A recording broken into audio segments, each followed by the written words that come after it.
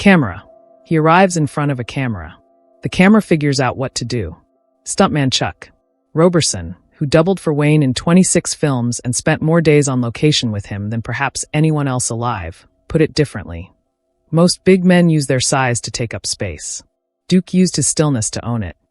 That Tuesday morning in March, Wayne sat in the study of his home in Encino, a two-story colonial on Louise Avenue, surrounded by the kind of organized Western memorabilia that suggested a man who treated his own legend as a working library rather than a shrine. And he read Sergio Leone's script in a single sitting of approximately 90 minutes. The script was called, in its Italian working title, Per un pugno di dollari. Leone had provisionally translated it as a fistful of dollars for the English submission. Wayne read it all the way through. He set it on the desk. He read it again. And then he reached for the telephone. Nobody in the room, and his assistant of 12 years, Mary St. John, was present, expected what happened next. What happened next requires a brief return to Leone himself, because to understand why Wayne said what he said, you have to understand what Leone was actually asking. Sergio Leone was not offering Wayne a variation on the characters he had built over 35 years. He was not asking for Ethan Edwards made leaner, or Tom Dunson made quieter. He was asking Wayne to dismantle everything those characters stood for and replace it with something that, in Leone's own words, had no moral center, only a survival instinct sharp enough to look like philosophy. The character who would become known as the man with no name was, in Leone's conception, not a hero. He was not even an anti-hero in the conventional sense.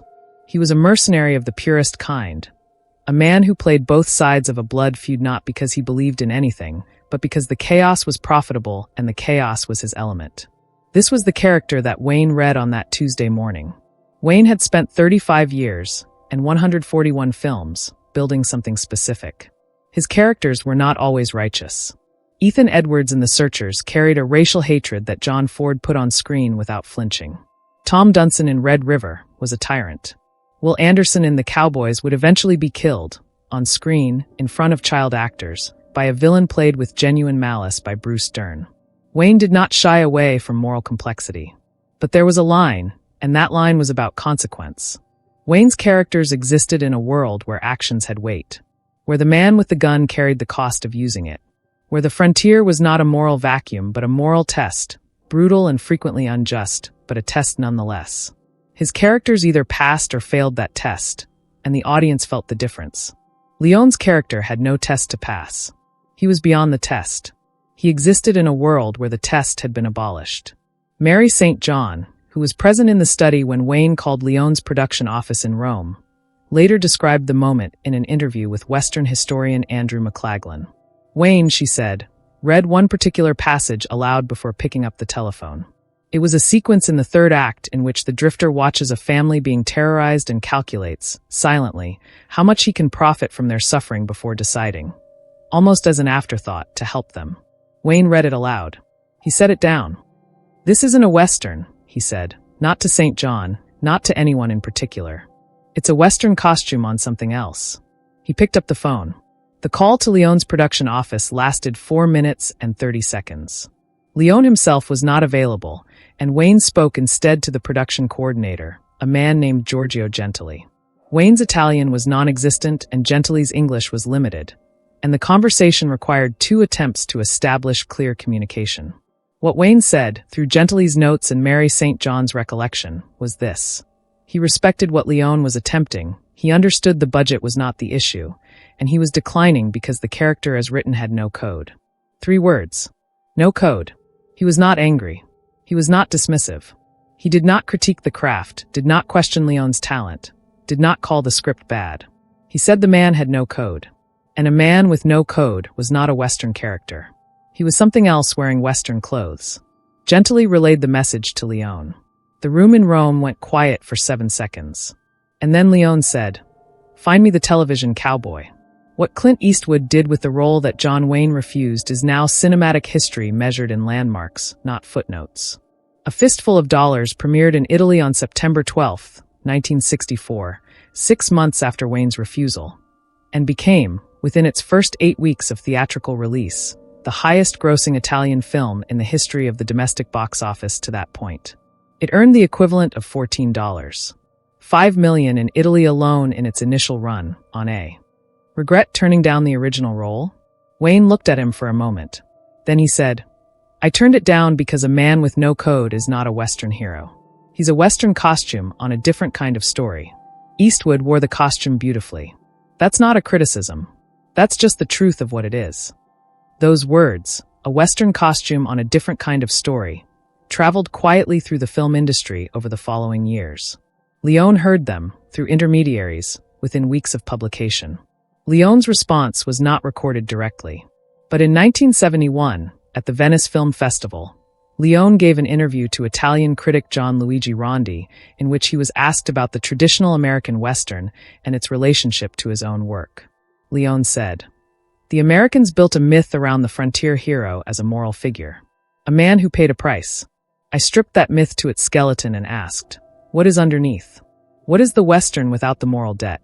And the answer is something more honest, more frightening, more true to what the frontier actually was.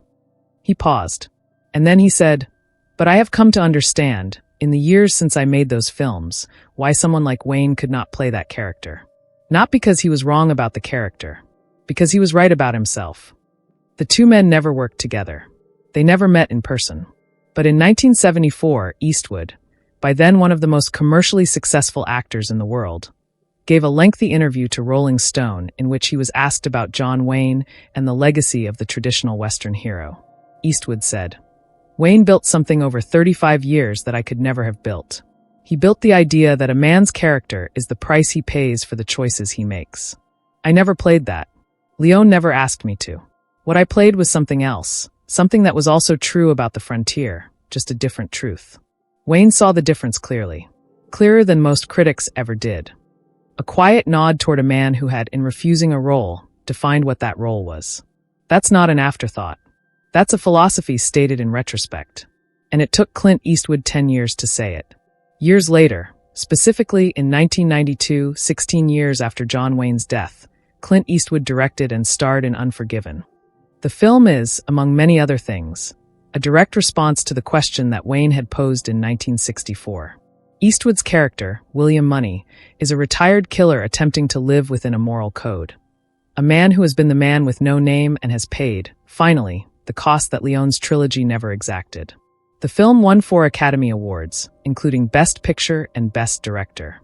In his acceptance speech, Eastwood dedicated the film to Sergio Leone and to Don Siegel, his American director on Dirty Harry. He did not mention John Wayne by name. But film scholars noted, and Eastwood later confirmed in a 2003 interview with the Directors Guild of America, that the central question driving Unforgiven was, what happens to the man with no code when he finally has to become accountable? Wayne had asked that question in 1964, implicitly, by refusing to play a man who never would be. Eastwood answered it in 1992 by showing what that man looked like 30 years later, standing in the ruin of his own choices.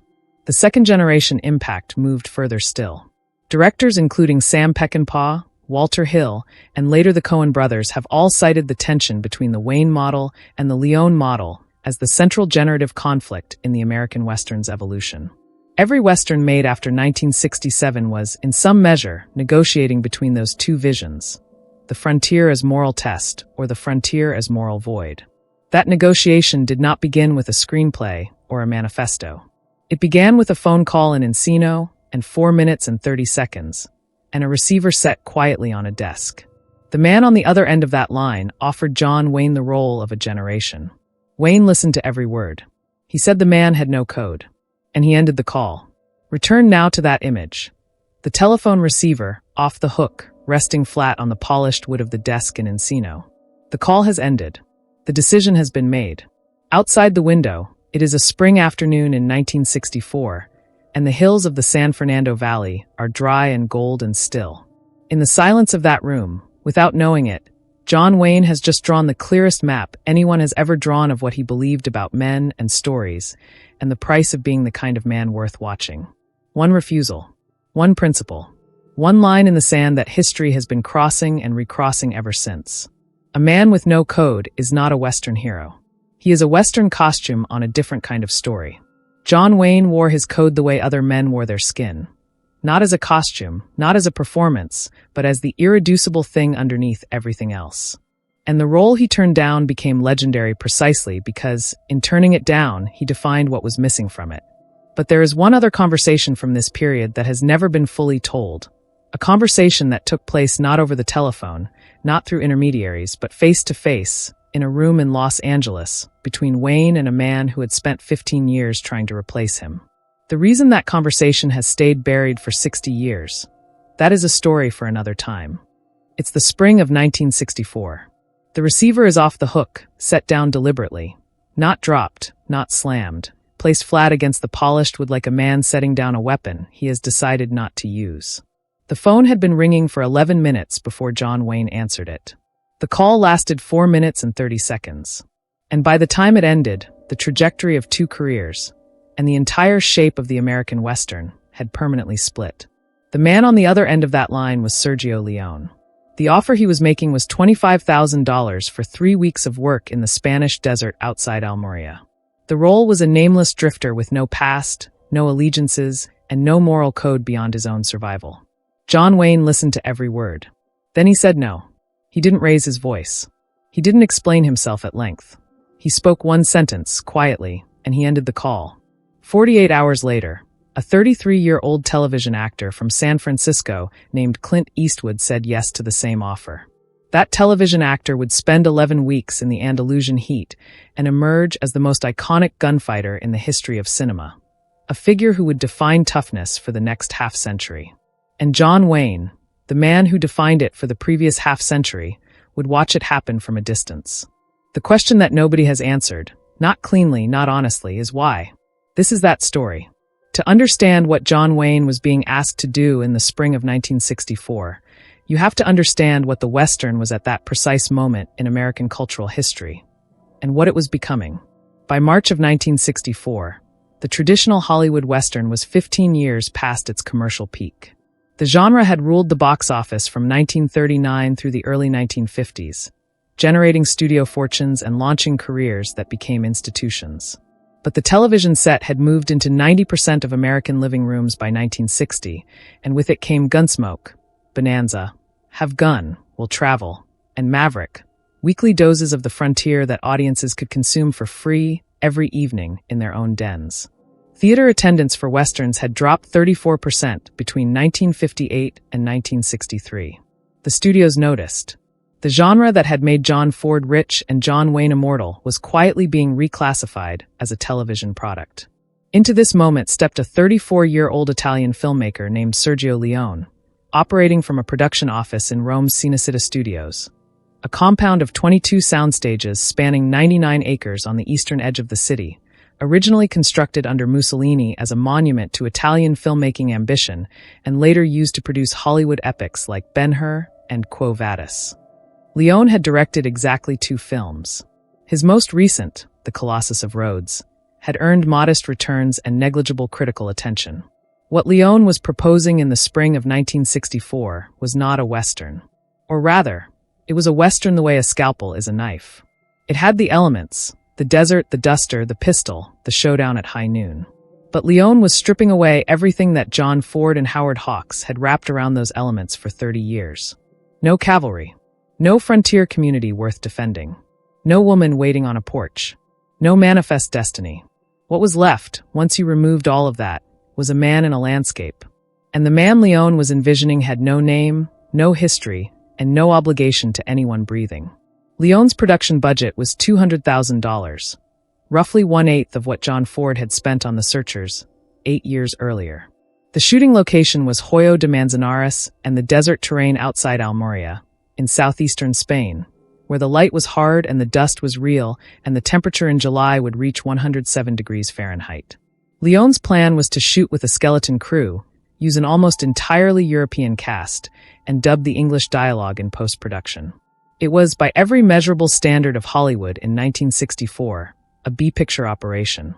And Leone wanted the biggest A-picture star in the Western genre to anchor it. The first call he made was to Henry Fonda. Fonda declined. The second call went to James Coburn, who wanted $25,000 per day rather than $25,000 total, and was unavailable anyway. Charles Bronson was approached and told a friend the script was the worst I've ever read. Rory Calhoun passed. Richard Harrison, an American actor working regularly in Italian productions, was offered the role and turned it down. But Harrison was the one who suggested Eastwood, who was at that time earning $750 per episode playing Rowdy Yates on Rawhide. The call to Wayne came through his business manager at the Batjack Productions office in North Hollywood. Leone had specifically requested Wayne because of a single scene in The Searchers, the 1956 John Ford film in which Wayne's character, Ethan Edwards, shoots out the eyes of a dead Comanche warrior to prevent him from entering the spirit world. Leone had watched that scene 17 times. He later told an interviewer it was the moment he understood that an American Western actor could carry pure menace without a single word of dialogue. Wayne received the script, translated imperfectly from Italian, on a Tuesday morning in March. He read it the same day. But here's where it changes. John Wayne, in the spring of 1964, was 56 years old and had made 141 films. Let that number sit for a moment. 141 films across 35 years of continuous production. He had worked under 48 directors, on locations spanning Monument Valley, the Philippines, the Mediterranean coast, the mountains of Colorado, the cattle country of Texas, and the backlots of every major studio in Los Angeles. He had ridden more horses than most working cowboys. He had carried more rifles, thrown more punches, and delivered more iconic lines in front of a camera than any actor in the history of the medium.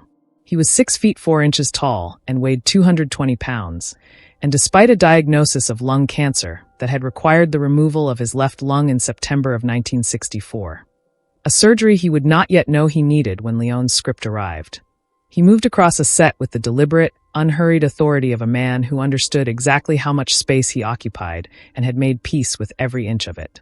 The people who worked with Wayne consistently described not his size but his stillness. Director John Ford, who made 14 films with Wayne over 3 decades, once told a reporter, "Duke doesn't act in front of a production budget of $200,000. Leone followed it with For a Few Dollars More in 1965, and then the film that sealed everything, The Good, the Bad, and the Ugly in 1966. By the time the trilogy was complete, Clint Eastwood had been paid a combined total of $75,000 for all 3 films. Sergio Leone had made approximately $6 million in personal profits. And the Western, the genre that Hollywood had been quietly reclassifying as a television product, had been transformed into something that the American studios suddenly, urgently, desperately wanted to imitate. But here's what matters, and this is the part that gets lost in the box office numbers and the critical retrospectives.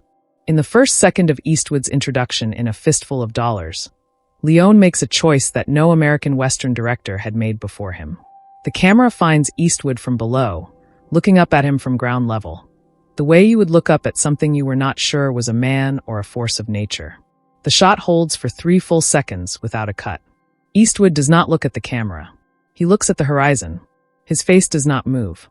In the second, the camera cuts to what he is looking at. A village in chaos.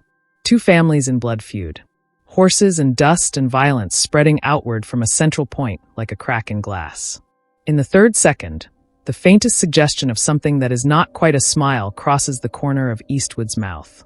Leone had described this exact beat to Wayne during the phone call, in the script, in the stage directions. It was the establishing beat of the entire character.